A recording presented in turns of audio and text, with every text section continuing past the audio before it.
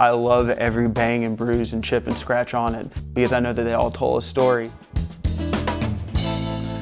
Hey everyone, I'm Chase, founder of Oak & Oscar. Welcome to the next episode of The Watch Table. We're here today at the Oak & Oscar HQ to chat with Bryant about his watches and why he loves them. Bryant is a family man who loves barbecue, bourbon, and duck hunting. The only thing more impressive than his beard is his dedication and perseverance to achieving his fitness goals. In fact, he's just run the half marathon literally yesterday here in Chicago with his father and brother. Let's learn more about the story behind the watch. Bryant, welcome to the Watch Table. Chase, thanks. I'm glad to be here. Honor. Absolutely. It is our pleasure. Thanks. So, first question, why do you love watches? So I love watches really twofold. I like them first and foremost because of the aesthetics of them. I really like just a clean dial design, but then I also like them for their mechanics. I really like how there's hundreds of little parts that go in to make something as simple as telling the time. It's such a romantic notion that on the backs of these watches, you can see a lot of them, yes. The movements themselves. But the idea that you've got this little engine that's on your wrist, yeah. that is just gears, some parts here and there, and they rotate at the right amount of time to be able to have minutes and hours hands go by. Like, it's right. Simple as that. It's such a fascinating thing. Yeah, there's a romanticness to it. By all means. And I know that, for example, it's not the first watch you got, but a watch that you started modding. Yes. And you, in fact, even modded it so that you could see yes. the back of the watch. Correct, yes. And that's your Seiko here. Yes, right. So that watch originally came with the stock movement in it, and whenever I wanted to start upgrading it, I did the normal basics that every Seiko modder does. We did the upgraded case back. We also did upgraded crystal, stem, but then whenever we did the movement upgrade, I made sure that we wanted to see the back end so that my son, as well as myself, could see all the movements going on and all the little iterations sure. that make the watch tell the time. Yeah, absolutely. But technically, that's not your first watch. No, it is not. No. Your first watch is one that you got from your grandfather. Yes, so I got this watch when I was probably 5 years old. This watch was given to me around Christmas. My grandfather used to work for a media firm whose client was Disney Company. So every year, whenever they would come around to the holidays, Disney would give out samples of their swag to give to their clients, and then the clients, I guess, would pass on to their families. So I was given this watch from my grandparents, probably around 5 years old. And then one watch, though, that you did wear every day for a couple of years was a watch that your then girlfriend correct gave you. Now wife, yes. So this was my my first, what I would consider real watch. This is a Swiss Army diver. I got that watch from her for Valentine's Day. The first year we started dating, and I wore that watch all the way probably for a solid 5 years up until I got into the automatics. So I wore that watch while my son was born. I wore that watch when I proposed to my wife. I wore it on our wedding day. I wore it hunting and fishing, and pretty much every major milestone for the first part of my life with my wife, I had that watch on. And that's what is just so cool about watches, yes. is that they can be with you in these times. And, right. and whether or not that it's a watch that you love today in terms of, you know, the movement, the mechanics, all of that, like it right. just doesn't matter, because right. that watch has so much importance to you. Mm-hmm. And it has a ton of character. It's one of the only watches that I love every bang and bruise and chip and scratch on it, yeah. because I know that they all told a story, and they were all part of something much bigger than me in the beginning. You've earned them. Yes, they are very much earned. But, and then going back to marks that maybe you put on a watch on purpose, mm-hmm. Your Tudor. Yes.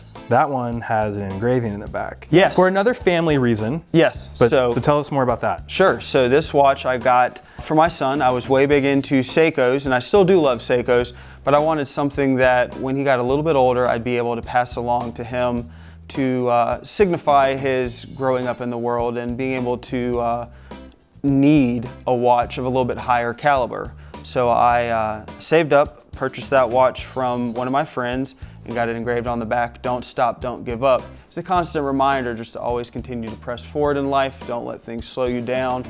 Take things with a grain of salt and just keep pressing forward. Yeah, and it's again another watch that has meaning to it more than just how does it tell time on your wrist? 100%. But then what's also special about it is you did another mod for it. Maybe the only one that we know of. Correct. Actually source a legitimate original blue bezel. Yes. And put it on the black dial. Yes, going from the Seiko modding world, I like to have things to my style, and I wanted to do something that would be a little bit different. Sure. I really liked the blue. The all blue version was just a little too much for me. Sure. So I sourced the bezel and swapped it to make it a blue-black Pelagos. Nice. It's almost a Batman Pelagos. One would dare to call it that. Yes.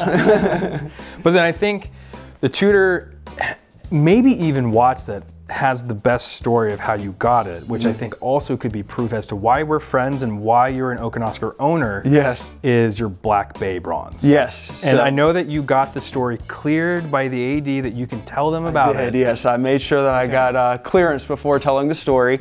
So as you know, huge into bourbon. Yep. Before I really got back into collecting watches, I collected bourbon pretty heavily. Yep. And as you know, as a bourbon drinker, one of the great things about bourbon is that it's awesome, but the moment that you open it, kind of loses its value. Bourbon's made to be drank. I was getting more heavy into watches, and I really enjoyed the romantic aspect of having a watch that would patina uniquely to you. Sure. So I reached out to one of my buddies who happens to be an AD, said, hey, I have this cockamamie idea. Let me know if you'd be interested in it or not.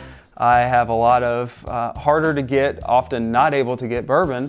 Would you be interested in a trade? And he said, yeah, no questions asked. So we, after going back and forth, deciding which bottles we wanted to get, swap, I ended up trading him 21 to 22 bottles of bourbon for a brand new Tudor bronze. And I'm curious, what were some of the so we got rid of, or we traded a couple George T. Staggs. Got rid of. We did a swap, if you will. George T. Stagg, some older Elijah Craig with the big red 12 to the front. Yep. The original age state. Yep. A lot of Weller Antique with the old label on it. Yep. And then we did a few store pick Eagle Rares, a few store pick Elijah Craigs. Okay. All very drinkable bourbons. All very drinkable, openable, enjoyable. 100%. Not ones that you feel guilty opening them because you know the value. We did probably 95% daily drinkers. Yeah. 5% ones to be kept for more of a special occasion. Sure, absolutely. Which, I mean, oddly enough, and I've not really thought about it, there's a parallel with watches there. Yes. You have your watches that you wear on special occasions, and you have your watches that are everyday wears. Right. I know you're Speedy. Yes. This one was not only a surprise to you, but it was something that you had to work at to get. I did, yes. Whether you knew it or not, yeah. and whether you got in trouble for it or not. I got in you did. Lots of verbal trouble for it, yes. Yes, so this watch, something about the Speedmaster, I have a fascination with space, NASA. That was the first watch worn to the moon. What's not to love about it? And it's so beautifully laid out. It's a simple function, no date, manual wind. Literally look at it for 30 seconds while you wind it, slap it on, and you're good to go. I absolutely love the watch, and I had kind of put the bug in my wife's ear via Instagram and started tagging her in probably way too many Speedy posts. Fast forward to around Christmas time, I was at my local watch group's get together and asked some of the guys to bring some of their Speedies just so I could show my wife, to kind of even a little dagger in the heart a little more. You were working hard. I was very, very diligent. All the angles. Yes, right. So unbeknownst to me, she had been working with one of my buddies also, and we were able to get that watch for me on Christmas Day. I asked for nothing of the sort. I actually, as you mentioned, I'm a big hunter, so I asked to have my gun hydro dipped so that the Texas salt water, when I go hunting, doesn't just tear it to pieces. As one does. Yeah. So I had one box under the tree. I legit thought it was a new pair of boots because it was a large box. I wear a size 12 shoe. Sure. And opened it up, slid it out of the case, and anybody that doesn't know about the Speedy, the newer ones, they come in a box. The trunk? It is legit like the size of a trunk, yeah. It's massive. It's like 5 pounds for a teeny watch. Yep. And so I opened it up. When I opened it up, opened the back side, flipped it over to see the iconic Omega crest.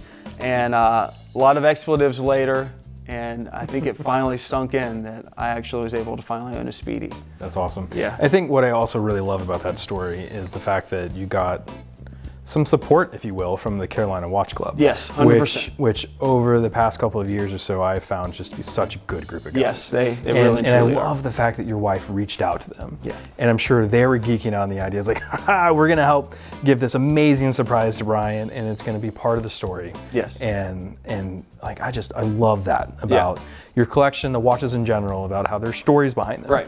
And I think one story that I also personally love behind your most recent purchase, which is the Oaken-Oscar Humble. Yes. And this was one that I was really proud to be part of, and it's really it's an honor for you to have wanted to work so hard to get here to pick this up today. Today, yes. And day after the race. Tell us a little more about that. Yes. So I probably 3 years ago was 140 pounds heavier than I am now.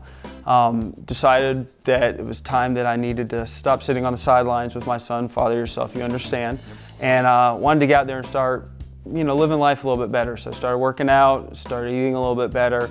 My dad's a big runner, so I kind of took up running, not meaning to, more of an exercise, but then ended up falling in love with it.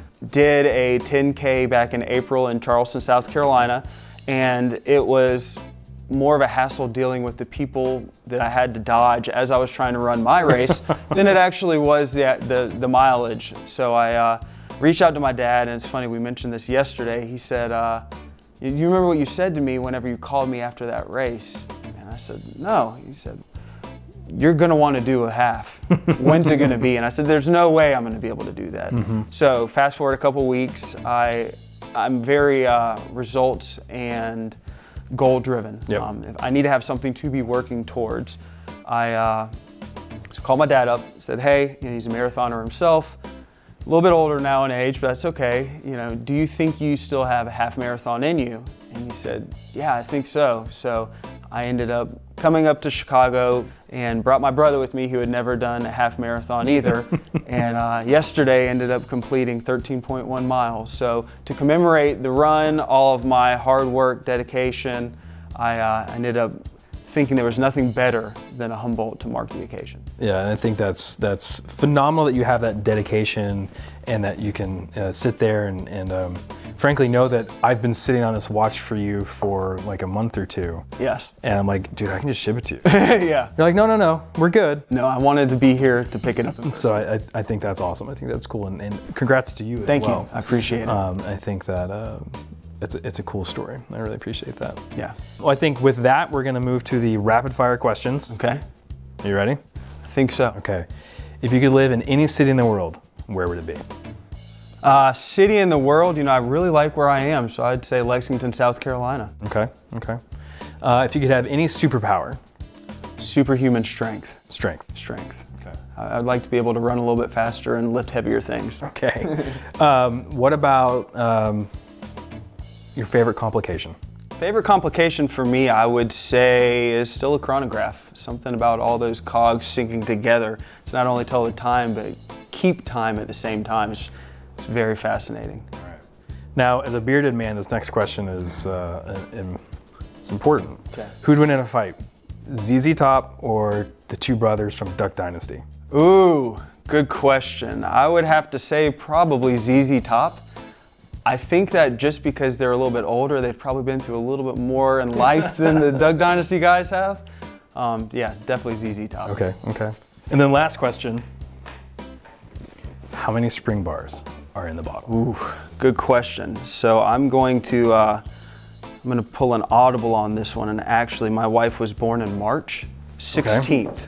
Okay. So I'm gonna guess 316. Okay. I like the lot. Yeah. All right. Yeah. Well, with that, thank you very much for coming to the watch table.